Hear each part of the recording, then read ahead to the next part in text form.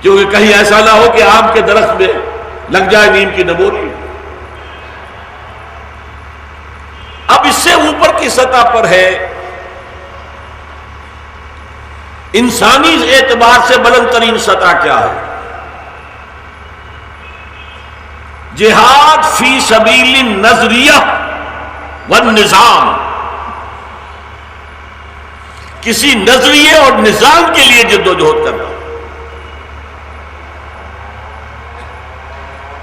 دیکھیے اسلام میں ایمان ایک نظریہ ہے، ایک فلسفہ ہے، اس پر عمارت کھڑی ہوتی ہے نظام اسلام کا۔ کمیونزم میں مارکسزم نظریہ تھا، آئیڈیالوجی تھی، فلسفہ تھا، اس پر جو نظام کھڑا ہوتا تھا وہ کمیونزم تھا۔ تو انسان کی بلند ترین فیکلٹی کیا ہے؟ قوت فکری، نظری، سوچ، بچار۔ اب جس نے یہ سمجھا صدق کے دل سے کہ انسانوں کے لیے بہترین عادلانہ نظام کمیونزم کا ہے اور صحیح ترین فلسفہ مارکسزم کا ہے، اب اس کے لیے جد و جہد کر رہا ہے، جان کھپا رہا ہے، مال کھپا رہا ہے، جیلوں میں جا رہا ہے۔ یہ سب جہاد ہے کس لیے؟ زار کی فوجوں کے سامنے کھڑے ہو کر اور گریبان کھول کر گولی کھا رہا ہے۔ یہ جہاد اور مجاہدہ ہے فی سبیل النظریہ والنظام۔ نظریہ اور نظام یوں پیوست ہے، ایک نظریے پر ایک نظام بنے گا، دوسرے نظریے پر دوسرا نظام بنے گا۔ تو جہاد فی سبیل نظریہ اور نظام۔ اور میں نے ذرا ابھی آپ کے سامنے بات جو ہے وہ دائرہ اسلام سے باہر کی مثال دے دی تاکہ بات واضح ہو جائے۔ اسلامی اصطلاحات کا ہمارے ذہنوں میں کوئی تصور محدود قائم ہو گیا ہے، محدود ہی نہیں، پرورٹڈ ہے، مت شدہ۔ جیسے جہاد کی بات میں نے کی، جہاد کے معنی جنگ، جبکہ قرآن میں مستقل اصطلاح جنگ کے لیے موجود ہے، قتال فی سبیل اللہ، تو کیوں گڑبڑ کر رہے ہو؟ تو جہاد نظریہ اور نظام کے راستے میں اپنے نزدیک جو نظریہ صحیح ترین ہے اس کا فروغ، اس کو پھیلانا، یہ تو انسان کی خیر خواہی ہے۔ تم گمراہی میں پڑے ہوئے ہو، تم مظلوم ہو، سرمایہ دار تمہارا خون چوس رہے ہیں، اٹھو اٹھو، میری دنیا کے غریبوں کو جگا دو، کاخے امرا کے در و دیوار ہلا دو۔ ایک نظریہ تھا، ہیوز اور ہیو ناٹس، ٹکراؤ ان کو آپس میں، ان کے محل گرا دو، ان کے تخت اڑا دو، گرا دو، الٹ دو، ایک کمیونسٹ ریاست قائم کرو۔ اگر سچا نظریہ ہے تو جہاد لازماً پیدا ہوگا، کیسے نہیں ہوگا؟ سچا ہو اور جھوٹ موٹ کا مارکسسٹ بنا پھرتا ہو اور سرمایہ داروں سے دوستی گاٹھتا ہو، ان سے ماہانہ وظیفہ لیتا ہو، تو آپ کہیں گے منافق ہے، بے ایمان آدمی ہے۔ سچا کمیونسٹ تو وہی ہوگا تو جد و جہد کرے، محنت کرے، سرمایہ داروں کو اپنا دشمن سمجھے، ان سے کوئی مدد نہ لے، سچا کمیونسٹ تو وہ ہوگا۔ اگر یہ مارکسزم پلس کمیونزم کی بات سمجھ میں آ گئی، اب آئیے اسلام کی راہ میں جہاد، اللہ کی راہ میں جہاد، وہ نظریہ زندگی جس کا نام ایمان ہے، جس پر گفتگو ہو چکی ہے، اس کائنات کے بارے میں اور انسان کی حقیقت اور زندگی کی حقیقت کے بارے میں جو کچھ قرآن نے بتایا، اس کو پھیلاؤ، اس کو عام کرو۔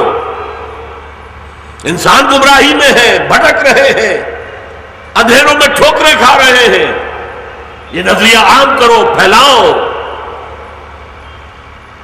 اور اس نظریے کی بنیاد پر ایک نظام قائم ہوتا ہے جس کا نام ہے اسلام۔ اس نظام کو قائم کرو۔ یہ جد و جہد، یہ جہاد، ظاہر بات ہے کہ نظریہ آپ ہی کا تو نہیں، نظریہ کسی اور کا بھی ہے۔ نظریے کا نظریے سے ٹکراؤ ہوگا کہ نہیں؟ اسی ملک میں آپ اسلام کے لیے جد و جہد کر رہے ہیں، کمیونسٹ یہیں پر موجود ہیں، وہ اس کے لیے جد و جہد کر رہے ہیں، ٹکراؤ ہوگا کہ نہیں؟ حضور اور صحابہ توحید کے لیے جد و جہد کر رہے تھے، مشرکین مکہ شرک کے لیے، اپنے جھوٹے معبودوں کے لیے جہاد کر رہے تھے، وہ بھی مجاہد تھے، لیکن مجاہد فی سبیل الطاغوت، یہ کون تھا؟ مجاہد فی سبیل اللہ۔ اسی لیے قرآن میں 2 جگہ آیا ہے، جو نوجوان تھے اور ایمان لے آئے حضور پر، اب والدین کا ان پر پریشر ہے، دیکھو ماں کہتی ہے میری کوکھ سے پیدا ہوئے ہو، میں نے 9 مہینے اپنے پیٹ میں تمہیں رکھا، 2 سال تمہیں دودھ پلایا، آج میرا نظریہ چھوڑ کر محمد کے ساتھ ہی ہو گئے، دباؤ پڑ رہا، واپس آؤ اپنے آبائی دین کے اندر۔ اس کے لیے قرآن میں جہاد کا لفظ ہے،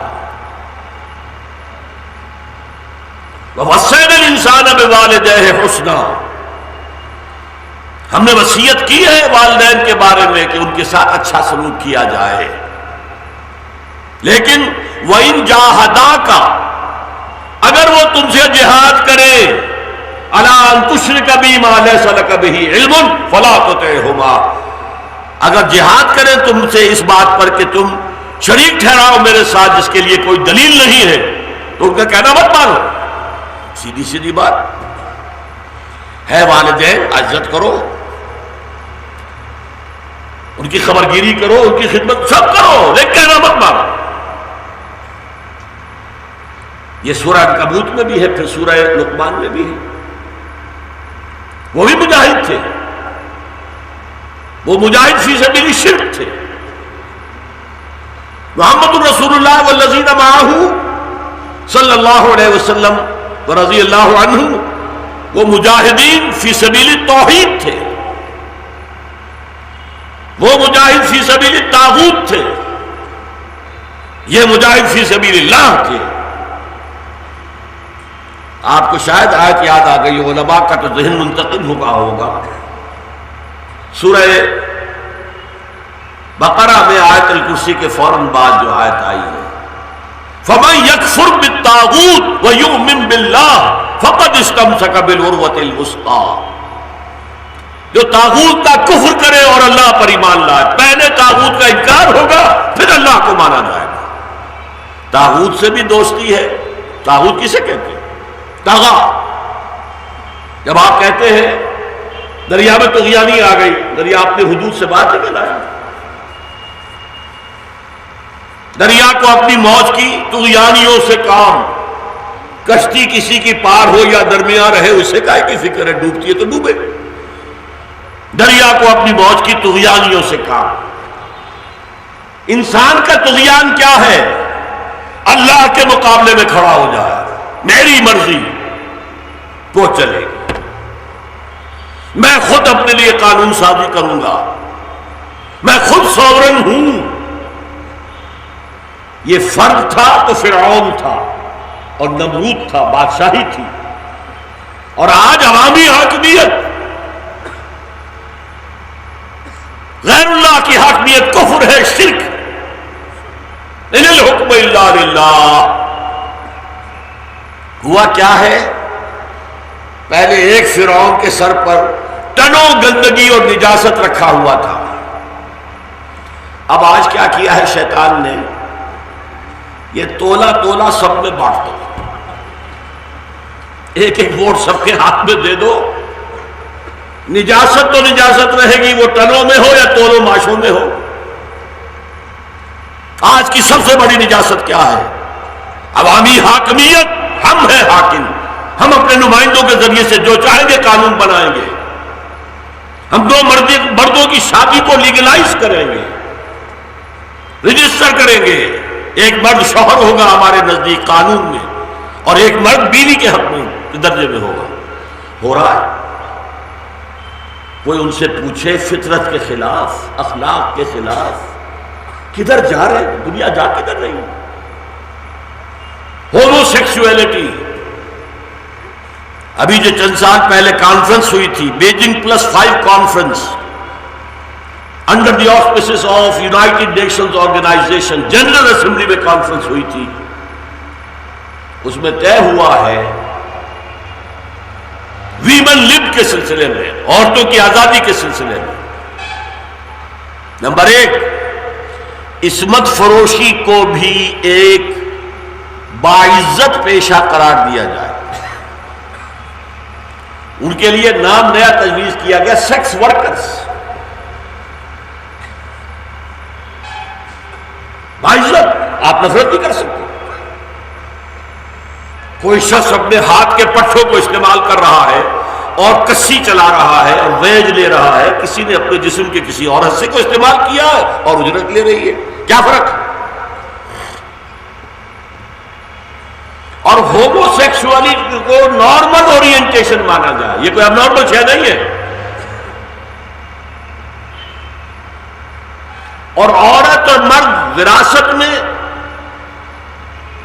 اور طلاق اور کے حقوق میں برابر ہوئے. ابھی میں تفصیل میں نہیں جا سکتا. اس کا نام پتہ کتنا حسین نام رکھا گیا اس پروگرام کا، the social engineering programme of the United Nations organisation. ایک نیا معاشرہ تعمیر کرنا ہے تو پہلے پرانے معاشرے کی جڑیں کھودیں گے تو بنے گا نا دوسرا.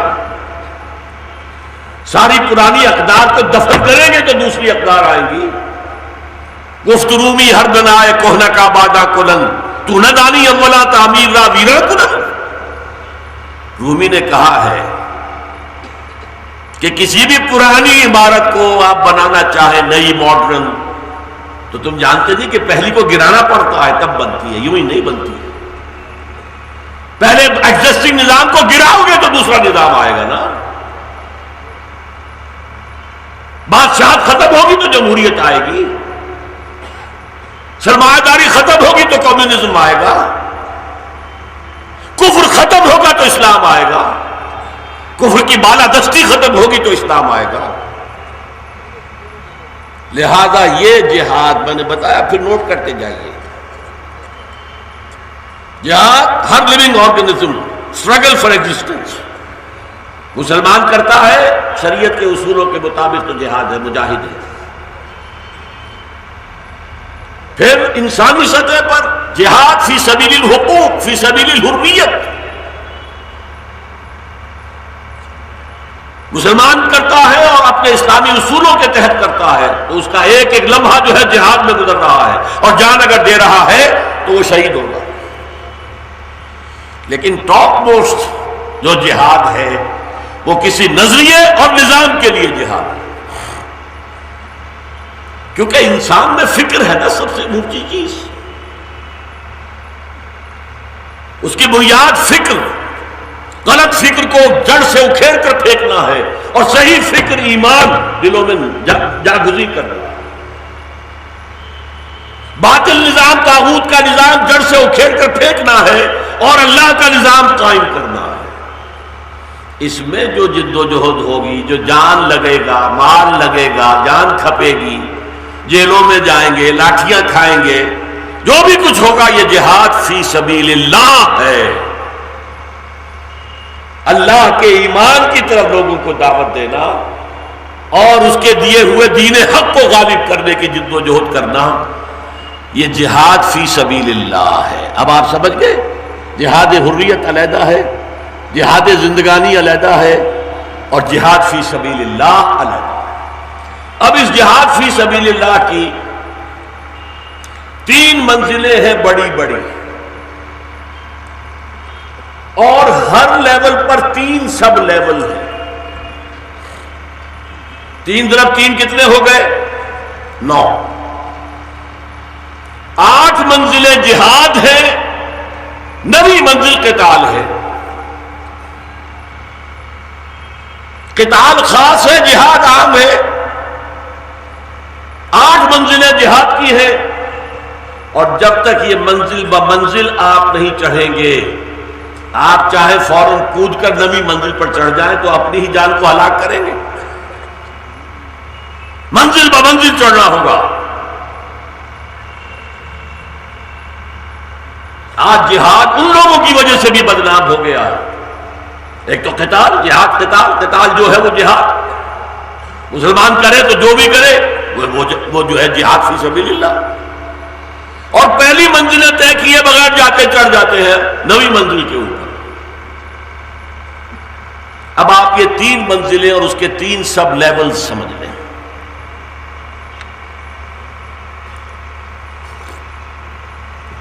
پہلی منزل ہے خود مسلم بننا حقیقی معنی میں.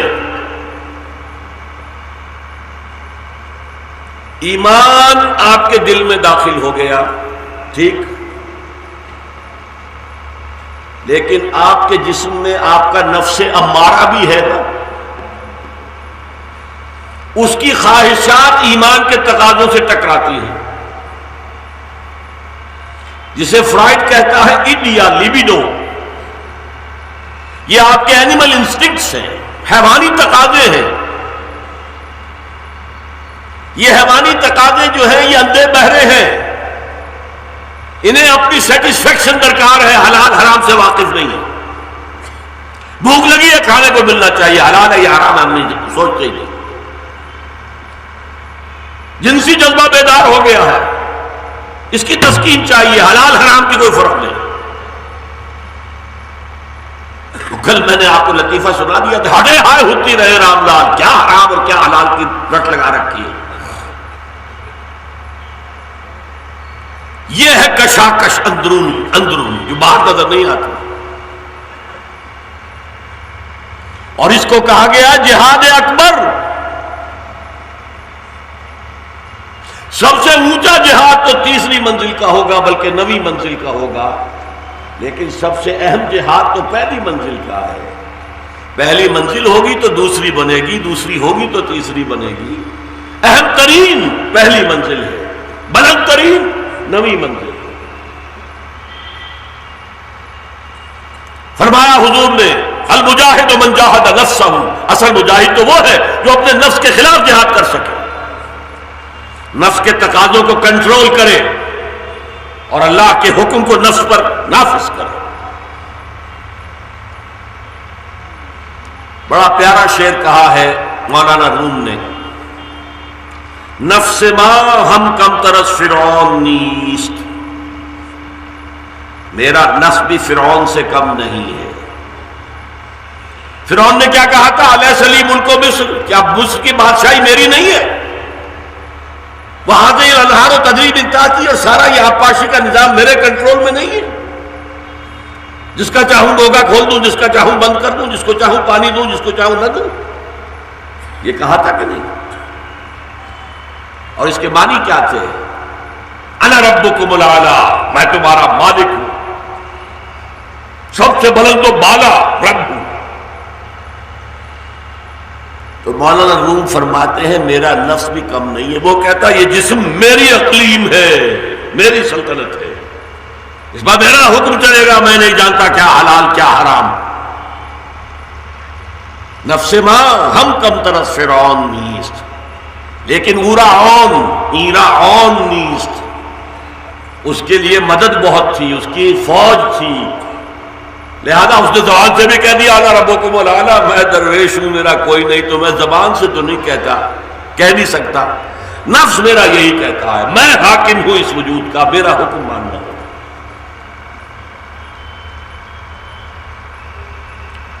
ایک اور حدیث میں آتا ہے، پوچھا گیا حضور سے ای الجہاد افضل یا رسول اللہ، اللہ کے رسول سب سے افضل جہاد کون سا ہے؟ دیکھیے اعلیٰ نہیں کہا، سب سے بلند ترین نہیں کہا، افضل. فرمایا ان تجاہد نفسک فی طاعت اللہ، سب سے افضل جہاد یہ ہے کہ اپنے نفس کے خلاف جہاد کرو، اسے اللہ کا مطیع بناؤ.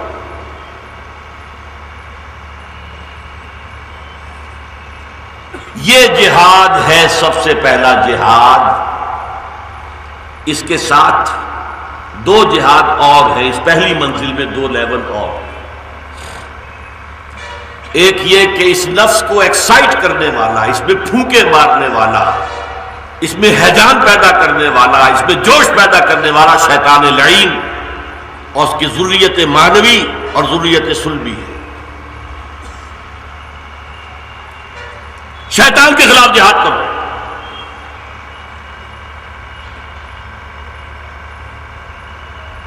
قرآن میں ہے سورہ کہف میں افتتخذونہ وذریتہ اولیاء من دونی وہم لکم عدو. تم اس شیطان کو اور اس کی ذریت کو اپنا دوست بنائے ہوئے ہو، مجھے چھوڑ کر اس کی دوستی. بئس للظالمین بدلا، ان ظالموں کے لیے، مشرکوں کے لیے بہت بڑا بدلہ ہے جو ملا ہے انہیں، اللہ کی دوستی چھوڑ کر شیطان کی دوستی. دوسری جگہ فرمایا ان الشیطان لکم عدو فاتخذوہ عدوا، شیطان تمہارا دشمن ہے، اس کو اپنا دشمن سمجھو. شیطان کے خلاف جنگ کیسے ہوگی یہ میں بعد میں بتاؤں گا، ابھی صرف گن لیجئے. آپ اسلام پر کاربند اگر نہیں ہوتے تو آپ منافق ہیں، ایمان کے دعوے دار ہیں. ایمان اندر اتر گیا ہے تو اب یا ایمان جیتے گا یا نفس جیتے گا، یا آپ نفس کے بندے بن جائیں گے یا اللہ کے بندے بن جائیں گے. یہ جہاد ہے جو اندر ہو رہا ہے مسلسل مسلسل مسلسل، اور اس میں نفس میں پھونکے مارنے والا. حدیث میں آتا ہے نا جب اللہ کے ذکر سے دل خالی ہو تو شیطان اپنی تھوتنی وہاں دل پر رکھ کر پھونکے مارتا ہے. اب آپ کے جذبات میں ہیجان آ رہا ہے، اب آپ کی شہوت بڑک اٹھی ہے، اب آپ کے اندر لالچ جو ہے وہ اس کا طوفان آ گیا ہے، اور آپ ہر بری سے بری حرکت کر رہے ہیں. ان الشیطان لکم عدو فاتخذوہ عدوا، اسے دشمن سمجھو، اس کے خلاف جہاد کرو. اور اس سطح کا تیسرا جہاد کیا ہے؟ معاشرہ بگڑا ہوا ہے، اس کے سوشل پریشرز ہیں جو آپ کو دبا رہے ہیں. ادھر چلو،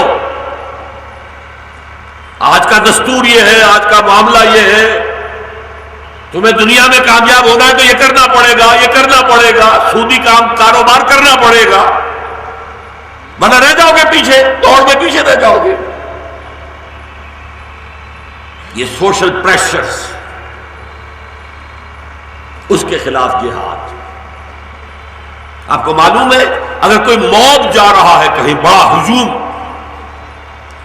تو آپ اگر اس کے ساتھ چلیں گے تو آپ کو محنت بھی نہیں کرنی پڑے گی، وہ خود ہی آپ کو بہا کے لے جائے گا. اور اگر اس کے خلاف جانا چاہیں گے تو کتنی سٹرگل کرنی پڑے گی. ہجوم تو ادھر جا رہا تھا، آپ جانا چاہتے ہیں ادھر.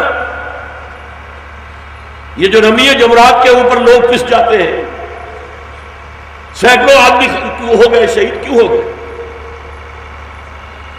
راستے انہوں نے مقرر کیے، یہ جانے کا یہ آنے کا ہے. اب جو خلاف ورزی کرتے ہیں ادھر سے وہ آ رہے ہیں، ادھر سے یہ جا رہے ہیں، ٹکراؤ تو ہوگا. کمزور آدمی نیچے گرے گا، اس کے اوپر سے گزر جائیں گے، کچھ لے جائیں گے. تو اگر آپ معاشرے کے خلاف چلتے ہیں تو ہو سکتا ہے بہت زور لگا کر آپ 4 قدم آگے بڑھے اور کوئی معاشرہ اس کا دباؤ جلوس کا یا اس موب کا آیا اور 10 قدم پیچھے لے گیا آپ کو. یہ ہوگا. تو یہ جہد مسلسل ہے، یہ کشمکش مسلسل ہے. انسان کی زندگی کا کوئی لمحہ اس کے ہاتھ سے خالی نہیں. بتائیے مجھے، فجر کا وقت ہے، اذان کی آواز بھی آ گئی ہے، اللہ کی پکار آ گئی ہے. یہ مؤذن کی پکار نہیں، اللہ کی پکار. زبان سے مؤذن کے نکل رہی ہے تو پکار اللہ کی. اور آپ کے نفس نے کہا بھی اور سو جی، اور آپ نے چادر وغیرہ کمبل ذرا ٹھیک ٹھاک کی، کروٹ لی اور الٹا غفیل ہو گئے. تو آپ نے کس کی بندگی کی ہے؟ اللہ کی یا اپنے نفس کی؟ اسی کو قرآن کہتا ہے افرأیت من اتخذ الہہ ہواہ. تم نے دیکھا اس شخص کو جس نے اپنی خواہش نفس کو اپنا معبود بنا لیا. نام عبداللہ ہے، عبد النفس.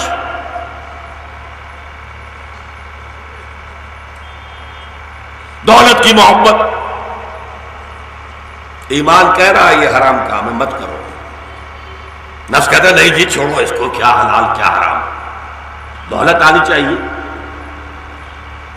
اور آپ نے کو پیچھے پھینکا اور نفس کے حکم کو مان لیا، تو آپ کا معبود کون ہے؟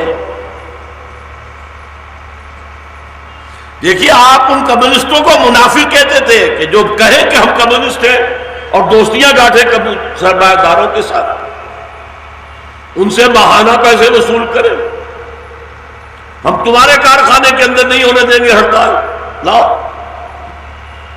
منافق تھے کہ نہیں؟ اپنے آپ کو سوچئے آپ کہاں کھڑے ہیں؟ جو فتویٰ دوسروں پر لگاتے ہیں اپنے آپ کو بھی تو اس کے اوپر تولیے نا۔ دیکھیے، اسی لیے کہا ہے زمانہ بات نہ سازت، زمانہ اگر تمہارے ساتھ ہم آہنگ نہیں ہے تو اب دو راستے ہیں۔ زمانہ بات نہ سازت، تو باسمانہ بے ساز، تم زمانے کے ہم آہنگ ہو جاؤ چٹی، اب کوئی فرکشن نہیں رہے گی، جدھر موت جا رہا ادھر ہی آپ بھی چلنا شروع کر دیں، کوئی فرکشن نہیں۔ لیکن صاحب ہمت لوگوں کا، جنہیں کوئی یقین ہو جائے اللہ پر اور دین پر، ان کا راستہ کیا ہوگا؟ زمانہ بات نہ سازت تو با زمانہ ستیز، لڑو اس زمانے کے ساتھ، چلو اللہ کے راستے پر۔ زمانہ تمہیں کہے دقیانوس، کہے پاگل، فینیٹکس، دیوانے، مجنون،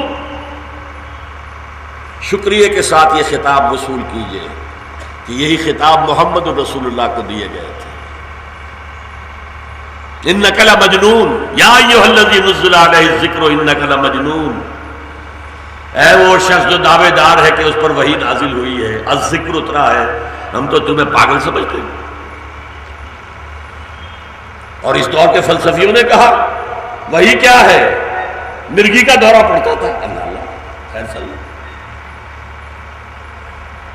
ہیلوسینیشنز ہوتے ہیں انسان کو، کوئی چیز نظر آ رہی ہے نہیں، کوئی آوازیں کان میں آ رہی، کوئی آواز ہے نہیں، ہیلوسینیشنز۔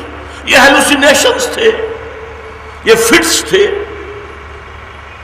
نقل کفر کفر نہ باشد، تو تین جہاد ہو گئے پہلی منزل کے۔ جہاد خلاف النفس،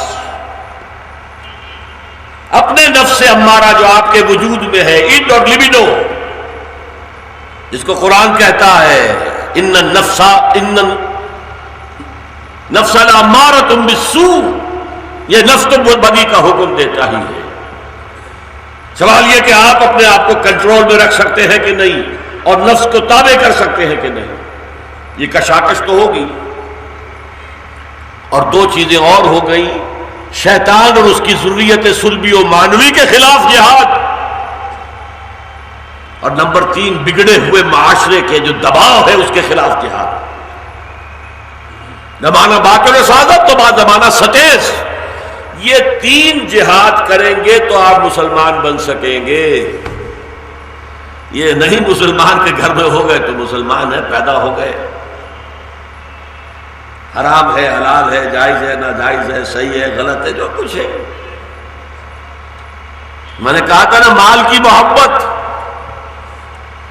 حدود حلال اور حرام کو اگر آپ نے مال کی محبت کے تابع کر دیا تو حضور کے الفاظ سنیے، تعس عبد الدینار و عبد الدرہم، ہلاک ہو گیا یا ہلاک ہو جائے درہم و دینار کا بندہ۔ نام عبد الرحمن ہے عبد الدینار، نام ہے عبد الرحمن۔ درہم و دینار آنے چاہیے، حلال سے، حرام سے، جائز سے، ناجائز سے بحث نہیں۔ تو ایسا عبد الدینار و عبد الدرہم، عبد الدرہم ہے، یہ نام عبد الرحیم ہے، اور یہ عبد الرحمن اپنے آپ کو کہلاتے ہیں، یہ عبد الدینار ہے۔ تائسا، بد دعا ہے یہ، تائسا، ہلاک ہو جائے۔ میں ایک بات کہا کرتا ہوں، ہندو لکشمی دیوی کو کیوں پوجتا ہے؟ دولت کی دیوی ہے، جس پر کوئی کرپا کرے گی دولت آئے گی۔ ہم نے صرف یہ کیا ہے، ہٹاؤ جی مورتی کو، ہم براہ راست دولت کو پوج لیتے ہیں۔ وہ مورتی کو دولت کے لیے پوج رہے ہیں، ہم نے اس کو ہٹایا اور کہا دولت کے کو پوچھو سیدھے سیدھے، خامخواہ بیچ میں ایک دیوی کو لے آئے۔ تو جہاد کی پہلی منزل یہ ہے اور اہم ترین منزل یہ ہے۔ اب آگے چلیے، اگر آپ نے اپنے نفس کو سر کر لیا، فتح کر لیا، اگر آپ شیطان سے بھی بازی جیت گئے،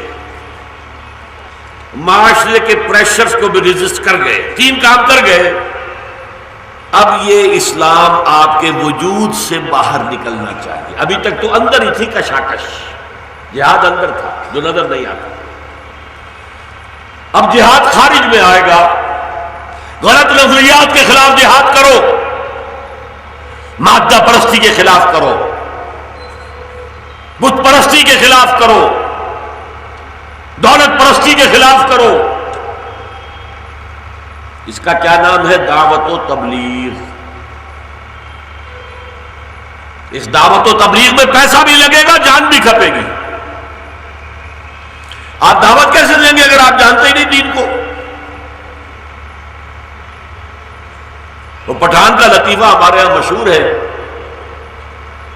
کسی ہندو بنیے کی گردن پر تلوار رکھ دی، خوب پڑھو کلمہ۔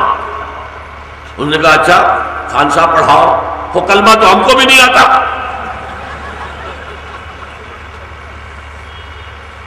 تو آپ پہلے کلمہ سیکھیں تو کلمہ پڑھوائیں گے نا، پہلے قرآن سیکھیں تو دعوت دیں گے، قرآن کی تبلیغ کریں گے۔ حضور فرماتے ہیں بلغوا انی ولو آیۃ، پہنچاؤ میری جانب سے چاہے ایک ہی آیت پہنچاؤ۔ میری امت کا کوئی فرد بھی اس دوسرے درجے کے جہاد سے اپنے آپ کو بری نہ سمجھے۔ ہم نے کیا کیا؟ مولویوں کا کام ہے، علماء کا کام ہے۔ خود علماء غلطی کرتے ہیں، تم نہیں کر سکتے یہ کام، تم نے 16 علوم تو پڑھے نہیں، کہاں سے آ گئے ہو؟ نہیں بھائی، آپ کے 16 علوم، 14 علوم، 18 علوم، 20 علوم یہ مفتی بننے کے لیے، اور صحیح ہے یہ بات، مفتی کوئی نہیں بن سکتا بغیر اس کے۔ اور یہ جو تعلیم آپ دیتے ہیں مدرسوں میں، یہ اصل میں ہے کیا؟ ان میں قرآن پر تو زور ہے ہی نہیں، ساری زور فقہ پہ، اصول فقہ پہ ہے یا حدیث پہ ہے۔ وہ کیوں ہے؟ یہ اصل میں مسلمان حکومتوں کی سول سروس کے لیے اکیڈمیز تھی۔ جب مسلمان حکومتیں تھی، قاضی چاہیے کہ نہیں؟ جج، تو وہ فقہ جانیں گے تو جج بنیں گے، تو مفتی چاہیے، ایکسپرٹس ان لا جو فتویٰ دے سکے، تو وہ پڑھیں گے یہ علوم سارے، تبھی فتویٰ دیں گے نا۔ 3 عہدے تھے مسلمانوں کے ہاں، قاضی، مفتی اور خطیب۔ یہ نہیں تھا جو چاہے مسجد جامع بنا لے اور خطیب کی کسی کو رکھ دے تنخواہ کے اوپر یا کوئی اور۔ صرف حکومت کے تحت خطبہ صرف حکومت کا اپوائنٹڈ آدمی دے گا۔ 5 وقتہ نماز کے لیے جتنی چاہو مسجدیں بنا لو، مسجد جامع تم نہیں بنا سکتے، وہ حکومت کے کنٹرول میں ہوگی۔ خطیب حکومت کا اپوائنٹڈ ہوگا۔ ان 3 عہدوں کے لیے تیار کرنے کے لیے یہ درس نظامی تھا۔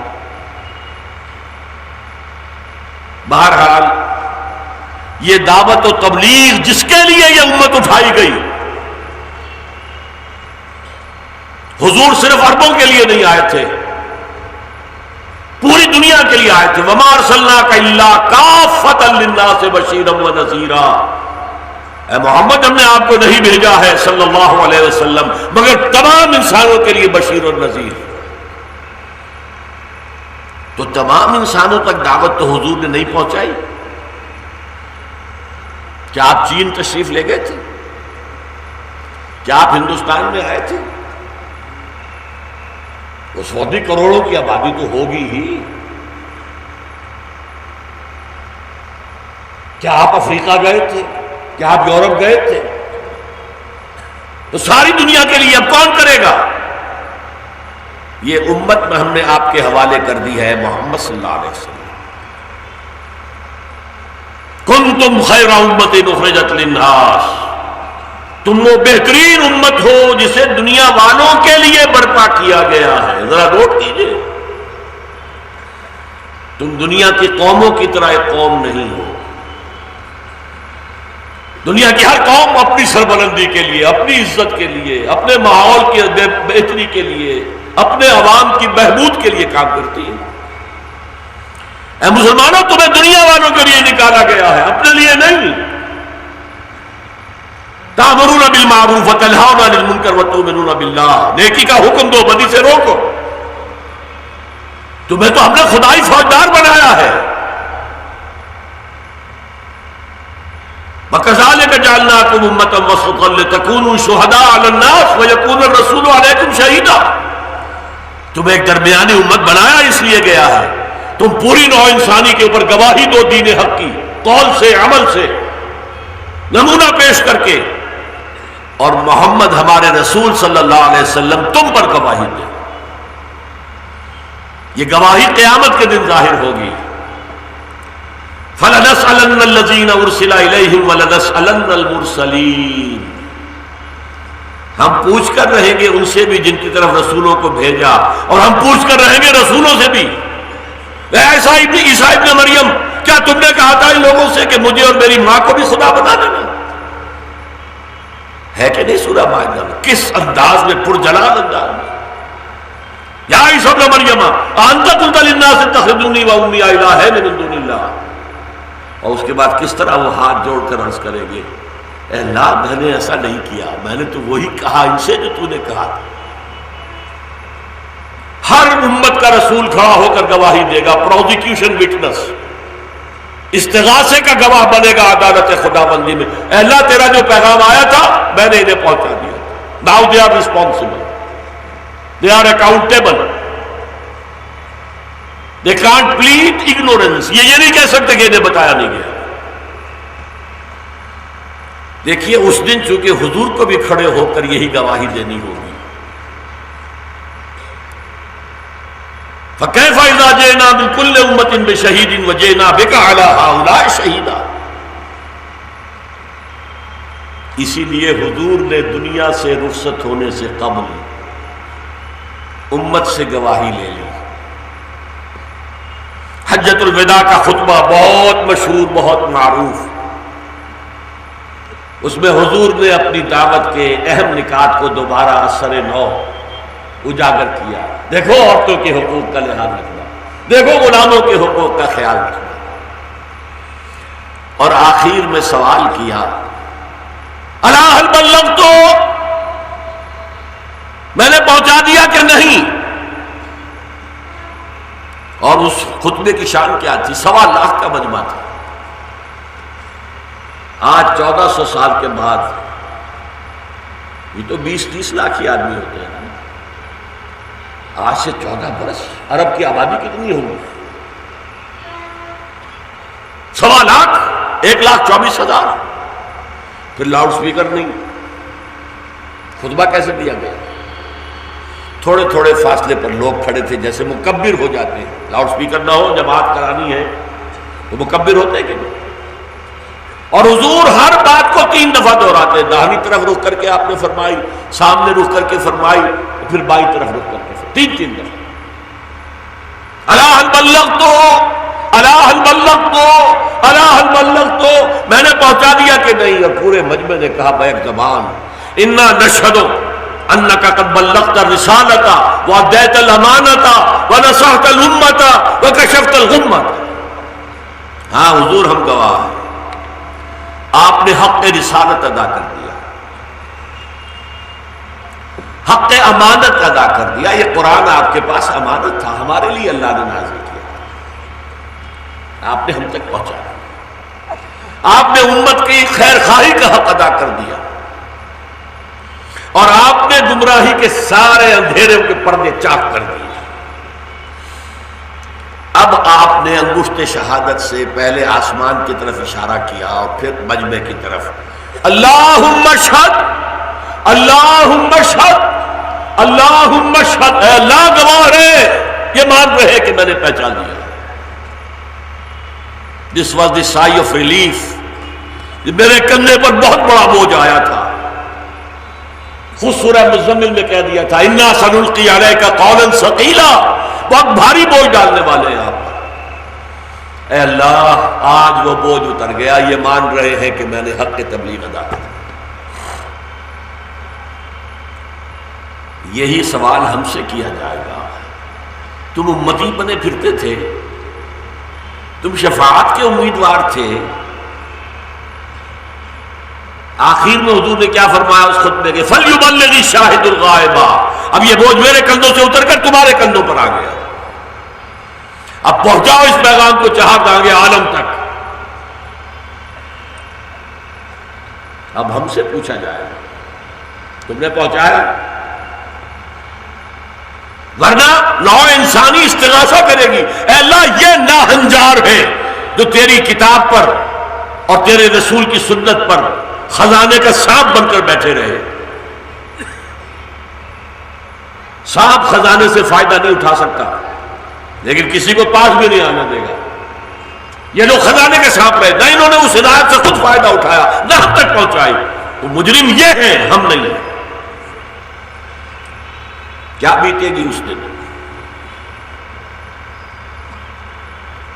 سوچ لیجئے۔ فخر کرنا امتی ہونے پر اپنی جگہ ہے، لیکن اس کی رسپانسبلٹیز کیا ہے، اس کی ذمہ داریاں کیا ہیں؟ دیکھو میں نے پہنچایا، گالیاں سنی، پاگل کہلوایا، مجنون، شاعر، ساحر، مسحور، کذاب، کیا نہیں کہا گیا؟ کیا پتھراؤ نہیں ہوا میرے جسم اطہر پر؟ کیا 3 سال شیب بنی ہاشم میں نظر بند نہیں رہا میں؟ کیا 3 دن رات غار ثور میں چھپا نہیں رہا میں؟ کیا پھر غزوہ بدر میں، غزوہ احد میں نے قیادت نہیں کی فوج کی؟ کیا غزوہ احد میں مجروح نہیں ہوا؟ تلوار کا ایک وار ایسا پڑا ہے کہ جو خود تھا اس کی کڑیاں آپ کے رخسار مبارک کے ہڈی کے اندر گھس گئی، 2 دندان مبارک شہید ہو گئے۔ اب وہ کڑیاں جو گھس گئی تھی ہڈی میں، ان کو نکالنے کے لیے ایک صحابی نے دانتوں سے پکڑ کر کھینچا، ان کے دانت نکل گئے، کڑیاں نہیں نکلی۔ پھر جیسے تیسے کر کے نکالی گئی تو خون کا فوارہ آیا، اتنا خون بہہ گیا کہ آپ بے ہوش ہو گئے، خبر اڑ گئی کہ حضور کا انتقال ہو گیا۔ کون سے مرحلے مجھ پر نہیں آئے، کیسی بھوک نہیں میں نے اور میرے ساتھیوں نے برداشت کی، کیا پیٹوں پر پتھر ہم نے نہیں باندھے تھے غزوہ احزاب میں؟ کس لیے؟ اللہ کا دین پھیلانے کے لیے اور اللہ کے دین کو قائم کرنے کے لیے۔ تم میرے امتی، میری شفاعت کے امیدوار، تم نے کیا کیا؟ یہ بہت نازک ذمہ داری ہے، لیکن ظاہر بات ہے دین کی تبلیغ کے لیے جان اور مال کھپے گا تو دین کی تبلیغ ہوگی، گھر بیٹھے تو نہیں ہو جائے گی۔ اب اس کے بھی 3 لیول ہیں۔ دین کی دعوت و تبلیغ کے لیے جان کھپانا، مال کھپانا۔ جاہدوا فی سبیل اللہ باموالکم وانفسکم، اس کے 3 لیول ہیں۔ سب سے پہلا لیول ہے، ہر سوسائٹی میں ایک طبقہ ہوتا ہے سب سے اونچا، جسے آپ کہتے ہیں intelligentsia, intellectual minority, the brain trust of the society. اور یہ برین ٹرسٹ قوم کا جو دماغ ہوتا ہے، یہ قوم کو کنٹرول کرتا ہے۔ میرا 2.25 من کا وزن کنٹرول کون کر رہا ہے؟ یہ دماغ جو یہاں ہے کھوپڑی کے اندر۔ میری ٹانگیں لے کر چل سکتی ہیں، میں کبھی دوڑ بھی سکتا تھا، اب نہیں دوڑ سکتا، لیکن کدھر جانا ہے کدھر نہیں جانا اس کا فیصلہ ٹانگیں نہیں کر سکتی، وہ یہاں ہوتا، ادھر جاؤ۔ ہاتھ کسی شے کو پکڑ سکتا ہے، کیا پکڑوں کیا نہ پکڑوں فیصلہ کہاں ہوگا؟ یہاں۔ کوئی بیچارہ رات کے اندھیارے کے اندر وہ اپنے لیے کچھ ایندھن جمع کر رہا تھا جنگل میں، اس نے سانپ کو سمجھا یہ لکڑی ہے سوکھی ہوئی، لیکن ابھی ہاتھ وہاں تک پہنچا نہیں تھا آنکھوں نے اطلاع دی دماغ کو نہیں وہ ہل رہا ہے، وہ تو سانپ ہے، یہاں سے حکم گیا اور ہاتھ رک کے پیچھے آ گیا. تو سارا کنٹرول یہاں ہو رہا ہے. ہمارا پورا جسم اس کے تابع ہے. بھاگ دوڑ ہم کر سکتے ہیں، عوام بھاگ دوڑ کر سکتے ہیں، نعرے لگا سکتے ہیں، سب کچھ کر سکتے ہیں، لیکن کس چیز کے لیے کریں کس چیز کے لیے نہ کریں وہ یہاں فیصلہ ہے. تو سب سے پہلے اگر آپ معاشرے کے اندر عمومی تبدیلی چاہتے ہیں تو you have to address the elite of the society, the intelligentsia of the society, the brain trust of the society. ورنہ عوام میں کچھ بات ہو جائے گی، کوئی 150 آدمی مسلمان ہو جائیں گے. امریکہ میں ہو رہے ہیں افرو امریکنز، وہ کالے جو ہیں دبے ہوئے ہیں، پسے ہوئے ہیں، وہ جیلوں میں ہوتے ہیں، وہاں جیلوں میں تبلیغ کرتے ہیں کچھ لوگ، جا کر وہ مسلمان ہو جاتے ہیں. پھر ان کی مدد بھی ہو جاتی ہے، سعودی ایمبیسی مدد کر رہی ہے، فلاں ایمبیسی مدد کر رہی ہے.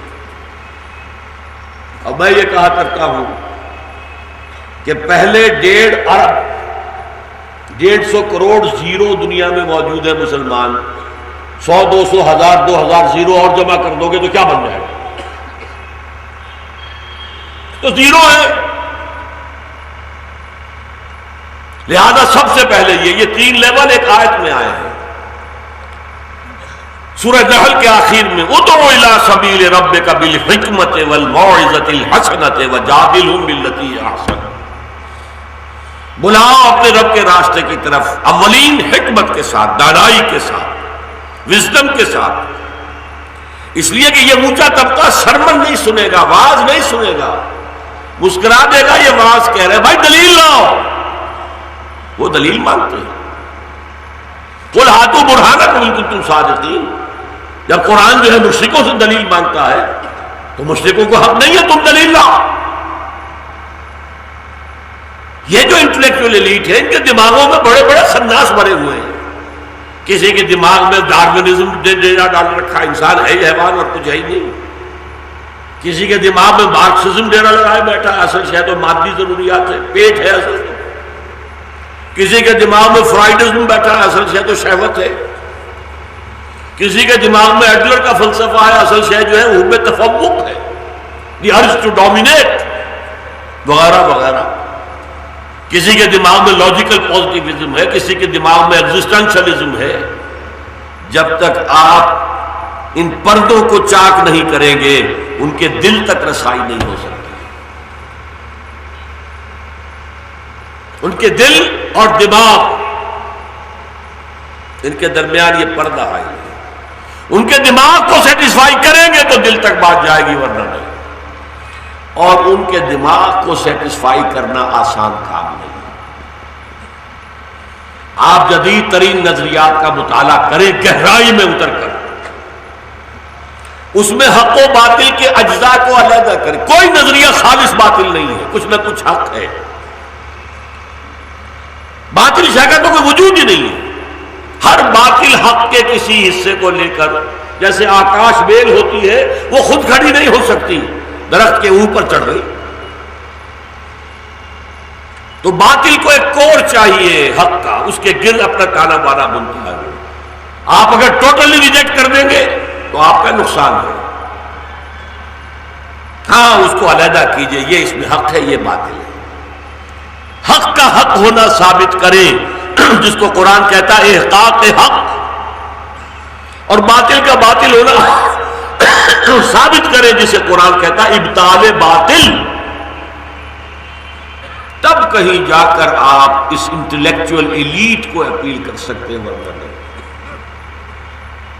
ظاہر بات ہے ایک طرف جدید نظریات کے اندر ہائی پروفیشنسی حاصل ہو، دوسری طرف قرآن کی گہرائی میں اترا ہوا ہو انسان. یہ کوئی پارٹ ٹائم جاب ہے، ہمہ وقت ہمہ تن ہمہ وجوہ نہیں لگو گے تو یہ کام نہیں ہوتا. ذہین ترین نوجوان یہ کام کرے، جان کھپ گئی نا، مال کھپ گیا. ٹائم از منی، وقت لگا دیا سارا. آپ کو معلوم ہونا چاہیے جب مارکس اور اینجلز وہ انقلاب آفری کتاب لکھ رہے تھے داس کیپیٹال، تو مارکس کو فاتح آ رہے تھے. پڑیں گے اگر کوئی کریٹو ورک کر رہا ہے. اگر اسلام کی دعوت اس اعلیٰ علمی اور فلسفیانہ سطح پر دینی ہے، زندگی پوری کھپانی پڑے گی. یہ جہاد دوسرے لیول کا سب سے اونچا سب لیول. اچھا دوسرا عوام الناس. عوام الناس کے دماغوں میں کوئی خناس نہیں ہے. انہیں کیا پتا فرائڈ کس بلا کا نام ہے، ڈارون کس چڑیا کا نام ہے. تو ان کے دماغ کلین سلیٹ ہیں، جو آپ لکھ دیں گے لکھا جائے گا. اور ان کے آپ دل تک براہ راست پہنچ سکتے ہیں. دماغ راستے میں حائل ہی نہیں ہوگا، کوئی خناس ہے ہی نہیں اس میں. ایک صرف اس کا تقاضا ہے، دو، از دل خیزت بر دل ریزت. آپ کے دل سے بات نکلے گی، دل میں جا لگے گی. اور صرف ان کی خیر خواہی مطلوب ہو، یہ نہیں اپنے علم کا روب گانٹنا ہو، اپنے تقوی کا تکبر جتلانا ہو. نہیں، گئے آپ، زیرو ہو گئے. خیر خواہی، میرے بھائی بات یوں نہیں یوں ہے، سوچو، میری کوئی غرض نہیں ہے، میں چاہتا ہوں کہ تم اللہ کے عذاب سے بچ سکو.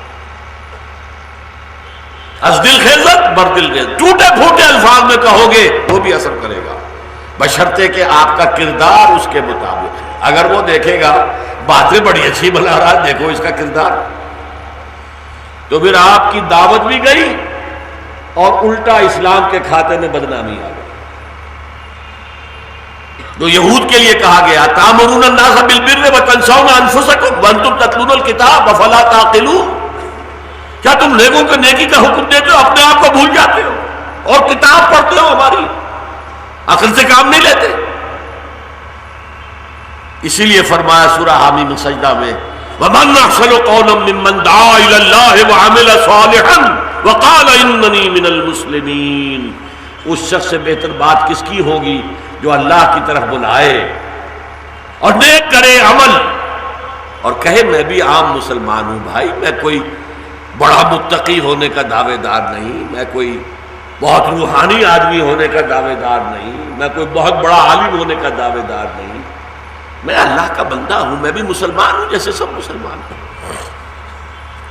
اس کا نام ہے موعظۃ الحسنہ، اچھا واعظ. عوام الناس کے لیے اچھا واعظ بہت مفید ہے.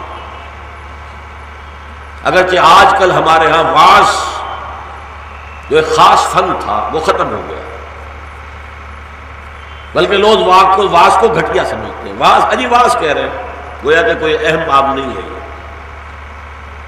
اس کی وجہ کیا ہے؟ ہم نے واعظ کے لیے قرآن کو استعمال نہیں کیا. مولانا روم کے شعر ہیں، حافظ کے شعر ہیں، ضعیف حدیثوں سے واقعات لا کر سپر نیچرل واقعات بیان کیے جا رہے ہیں. ضعیف حدیث، واعظ دستان زنو افسانہ بند، مانیے او پست و حرف او بلند، از خطیب و دیلمی گفتارے ہوں، با ضعیف و شاذ و مرسل کارے ہوں. واعظ جو ہے بڑے بڑے ہاتھ ہلا کر واعظ کہہ رہا ہے، اس کے الفاظ بڑے بھاری بھرکم ہے، مفہوم بڑا پست ہے، ہلکا ہے. مانیے او پست حرف او بلند، اور از خطیب و دیلمی گفتار، جو ضعیف ترین کتابیں احادیث کی ان سے لا رہے ہیں واقعات. خطیب بغدادی اور دیلمی بعض ضعیف و شاذ و مرسل، ضعیف حدیث، شاذ حدیث، مرسل حدیث سے سارا واعظ کہہ رہے ہیں. جبکہ قرآن کہتا ہے میں ہوں موعظہ، یا ایھا الناس قد جاءتکم موعظۃ من ربکم وشفاء لما فی الصدور. اے لوگوں تمہارے پاس یہ موعظہ آ گیا ہے تمہارے رب کی طرف سے، یہ واعظ ہے، یہ ہے اصل واعظ. اور یہ ہے شفاء لما فی الصدور، سینوں کے اندر کی بیماریوں کے لیے شفا ہے. وہ بیماریاں انجائنا نہیں، بیماریاں تکبر، حسد، حب دنیا، حب مال، حب جاہ، حب شہرت، یہ ہے اصل بیماری۔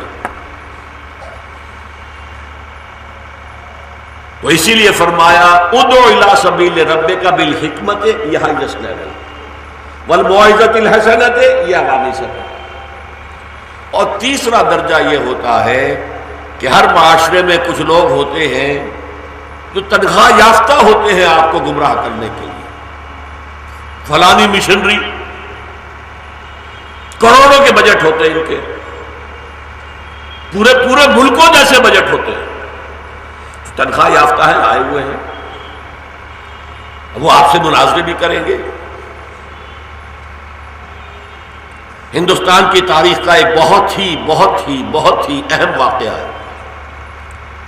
پادری فینڈر، ایک جرمن کرسچین آیا، جبکہ ابھی انگریز ہندوستان میں داخل ہی ہوا تھا، قبضہ ہی تھا اس کا۔ چونکہ کلکتے سے شروع ہوا تھا، کلکتے ہی میں پہلا اردو پریس لگا اور اردو ترجمہ انجیل کے کروڑوں کی تعداد میں شائع کر کے تقسیم کیے گئے، اور پادری فینڈر آ گیا۔ اس نے کلکتے کے علماء کو چیلنج کیا، آؤ میرے ساتھ مناظرہ کرو۔ سب علماء شکست کھا گئے۔ وجہ کیا تھی؟ وہ عربی پڑھ کر آیا تھا، قرآن پڑھ کے آیا تھا، حدیث پڑھ کے آیا۔ ہمارے علماء تو کچھ پڑھتے ہی نہیں، تورات اور انجیل کو تو پڑھنے سے روکتے ہیں، بلکہ بہت سے لوگ تو قرآن کو ترجمے سے پڑھنے سے روکتے ہیں۔ مار کھائی۔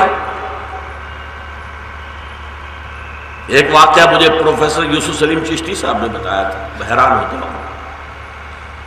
شاہجہاں کے زمانے میں، اسی زمانے سے شروع ہو چکا تھا یہ ساحل ہند کے اوپر انگریزوں کی بستیاں بنی تھیں، کوٹھیاں کہلاتی تھیں، تجارتی کوٹھیاں۔